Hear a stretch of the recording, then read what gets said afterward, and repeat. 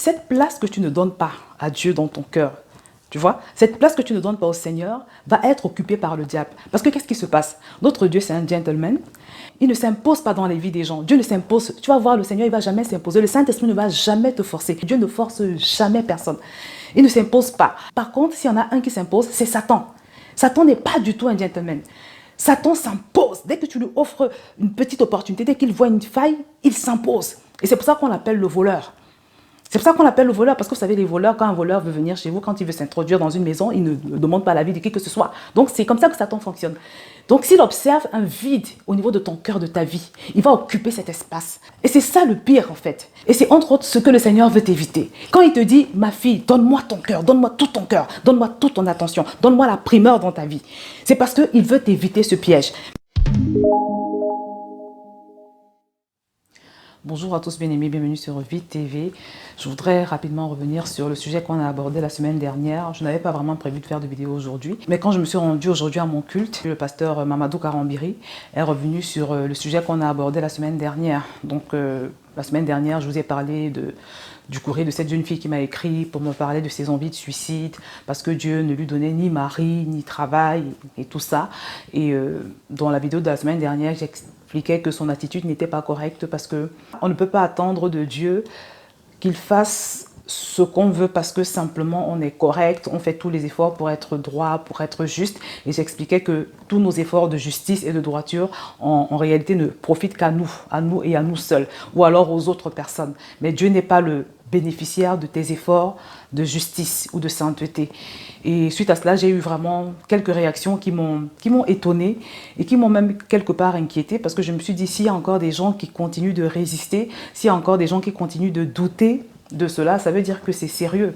Et je voudrais donc revenir un peu sur ce que le pasteur Mamadou Karambiri a dit, parce que j'ai trouvé ça tellement profond. Je me suis dit, waouh! Et je me suis dit que c'était vraiment quelque chose d'extraordinaire d'entendre cela de la bouche de quelqu'un qu'on considère comme un patriarche, quelqu'un qui a près de 40 ans ou même plus de 40 ans dans le ministère. Alors qu'est-ce que le pasteur Mamadou Karambiri disait dans son message aujourd'hui? Il parlait du cœur. À un moment donné, il a parlé de notre cœur, du fait que Dieu veut notre cœur. Et pour mieux illustrer son propos, ce qu'il avait l'intention de nous faire comprendre, il a pris l'exemple d'un homme qui a une femme qui est insatisfaite. Et il lui offre une grande villa, une belle voiture, un grand confort, tout ce qu'il faut. Et à côté de cela, il a une relation avec une autre femme, c'est-à-dire il aime une autre femme. Son cœur est avec une autre femme. Mais il estime que du fait qu'il offre un certain confort à son épouse, il faut qu'elle se contente de cela. Et son épouse est insatisfaite parce que, bien évidemment, elle veut son cœur. Parce qu'on ne se marie pas avec quelqu'un pour simplement jouir de ses biens. On se marie avec quelqu'un pour former une seule chair avec cette personne, pour ensemble accomplir la destinée à laquelle Dieu nous appelle et pour vivre aussi dans une relation d'amour. La Bible dit, mari, aimez vos femmes. Donc un homme doit aimer son épouse.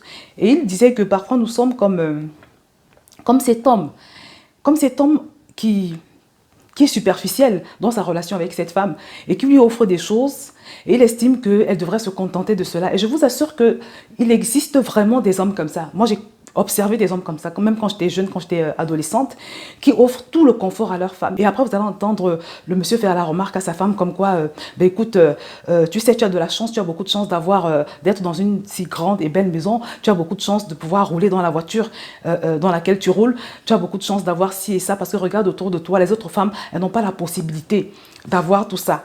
Et il estime donc que parce qu'il lui offre toutes ces choses, il faut qu'elle se contente de ça et que voilà, qu'elle ne lui demande pas autre chose. Or, ce n'est juste pas possible. Et je voudrais donc rebondir sur cet exemple que le pasteur Mamadou Karambiri a pris pour dire que parfois, les enfants de Dieu ont la même attitude avec le Seigneur. Ils vont dire au Seigneur des choses du genre, oui Seigneur, regarde, j'ai arrêté avec telle mauvaise pratique que j'avais avant, je fais mes efforts pour ne plus vivre dans le péché, mais pourquoi est-ce que tu ne me bénis pas? Pourquoi ma vie est comme ça? Pourquoi tu ne me donnes pas tout ce que je veux? Alors que je fais des efforts pour être juste, pour ne plus voler, alors qu'avant je volais, pour ne plus insulter, alors qu'avant j'insultais, pour ne plus faire telle autre chose pas bien que je faisais avant, et pourquoi tu ne me bénis pas? Je l'ai dit dans la précédente vidéo et je voudrais le redire encore.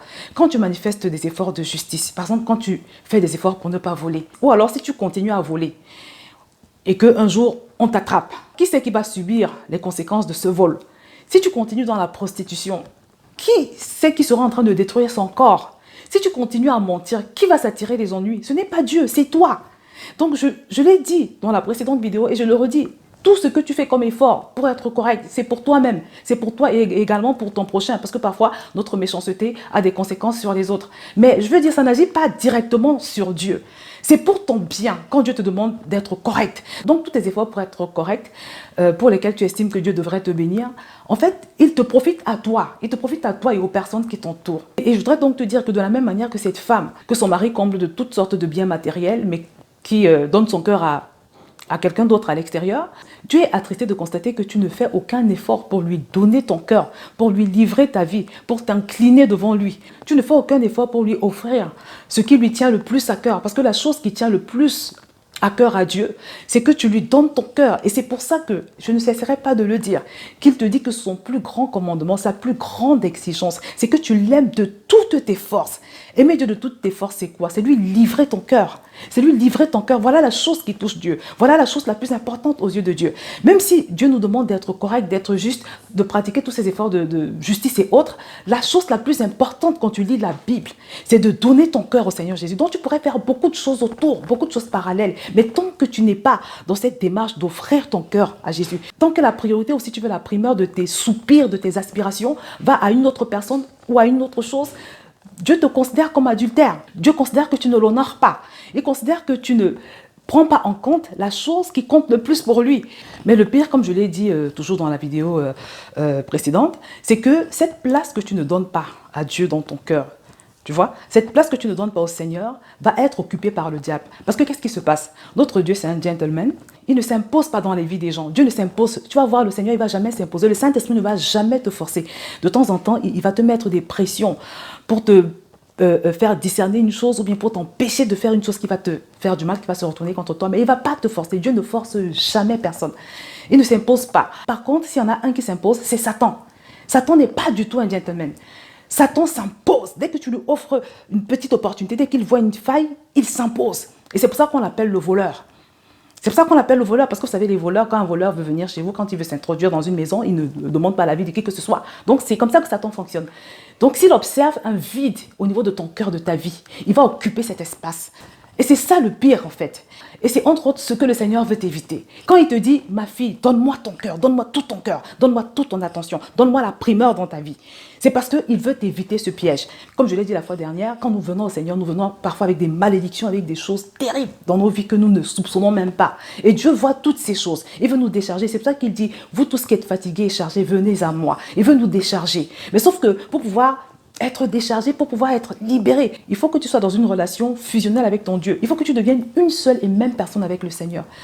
Donc, mes bien-aimés, je ne vais pas m'étendre là-dessus parce que j'en ai déjà beaucoup parlé la dernière fois. Je voudrais simplement t'inviter à ne plus raidir le coup. Tous ceux qui résistent, tous ceux qui contestent, tous ceux qui m'ont mis des commentaires vraiment bizarres, mais bien aimés, aussi longtemps que vous allez résister, aussi longtemps que vous allez discuter, aussi longtemps que vous allez émettre de faux raisonnements, vous allez subsister dans votre situation. Vous savez, parfois les gens me disent que je suis dure, mais je vous assure qu'il vaut mieux une personne qui te dit la vérité que celle qui te dit ce que tu as envie d'entendre. Parce que ce n'est pas ce que tu as envie d'entendre qui va t'affranchir. Ce qui va t'affranchir, c'est la vérité. Et la vérité, c'est que pour beaucoup d'entre vous qui me regardez, votre cœur n'est pas au Seigneur. Vous n'avez pas encore donné votre cœur au Seigneur. Et le Saint-Esprit est attristé pour cela. Et tant que tu es dans cette posture où vraiment tu hésites à livrer ton cœur au Seigneur pour une raison ou une autre, tu es en danger, tu es dans le non-accomplissement. Ta vie est hasardeuse. Ta vie est hasardeuse et tu ne peux rien construire de solide. Et surtout, comme je l'ai dit, si quand tu es venu au Seigneur, il y avait des malédictions dans ta vie, s'il y avait déjà des oppressions démoniaques, je t'assure qu'elles vont continuer et elles vont même redoubler. Dans le cas de la sœur en Christ que j'ai évoqué la semaine dernière, elle a commencé à avoir des envies de suicide, des envies de vraiment ne pas se réveiller le matin. Vous pensez que ça vient d'où? Quand je dis que la place que tu ne donnes pas à Dieu est occupée par le diable, vous pensez que ça vient d'où? Toutes ces idées de suicide et autres, tout ce qui nous pousse à la dépression vient de l'enfer, tout droit de l'enfer, ça vient du diable. J'ai entendu cette semaine qu'il y a une jeune fille de 14 ans qui s'est jetée sous un train. Elle s'est suicidée. Vous pensez que ça vient d'où? Les idées de suicide sont démoniaques. Qu'est-ce qui se passe quand Satan a tellement occupé l'espace de ton cœur, de tes pensées, qu'à un moment donné, il s'est saisi de toi, il s'est saisi de ses pensées.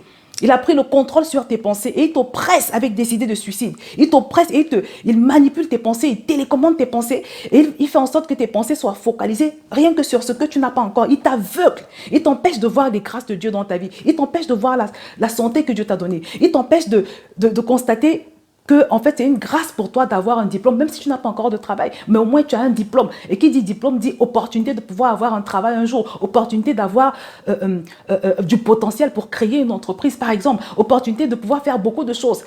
Il va t'empêcher de voir la grâce que tu as de pouvoir avoir encore tes parents, tes frères et sœurs qui sont vivants, de pouvoir avoir toutes ces choses que tu as dans ta vie et qui te semblent banales, la santé et tout le reste.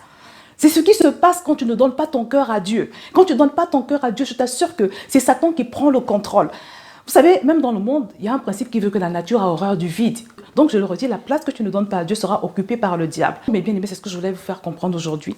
Vraiment inviter quelqu'un à arrêter de résister, à arrêter de vouloir obliger Dieu à suivre sa procédure personnelle. Parce que quand tu décides que, parce que tu fais des efforts de justice, Dieu doit te bénir. En fait, tu es en train de vouloir obliger Dieu à fonctionner selon ta propre sagesse. Tu vois? Or, Dieu te dit que ce n'est pas comme ça.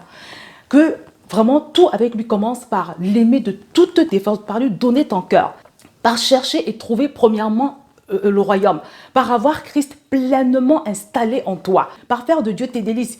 C'est ça le process de Dieu. Mais toi, tu veux lui imposer ton process à toi. Il y a des gens, pour certaines autres personnes, c'est oui, je sers Dieu, je suis à l'église de lundi à dimanche, je suis très active dans l'église, je suis très active, je suis dans tous les départements, je sers dans tous les départements. Et pour cela, Dieu doit me bénir. Dieu ne marche pas comme ça, Dieu ne fonctionne pas comme ça.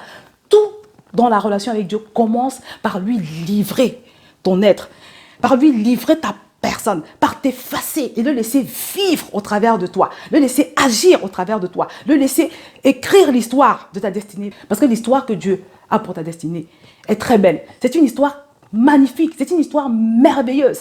C'est une histoire qui va faire que les personnes autour de toi vont être surprises, elles vont être étourdies par ce que le Seigneur va faire dans ta vie, si tu lui permets de le faire. Donc mon frère, ma soeur, arrête de résister, arrête de trop raisonner, humilie-toi. Donne ton cœur à Jésus. Donne ton cœur à Jésus une bonne fois pour toutes et offre-lui l'opportunité de réécrire l'histoire de ta vie et de te donner ce bonheur auquel tu aspires tant. Je vais m'arrêter là pour aujourd'hui et je te dis à très bientôt sur Vie TV.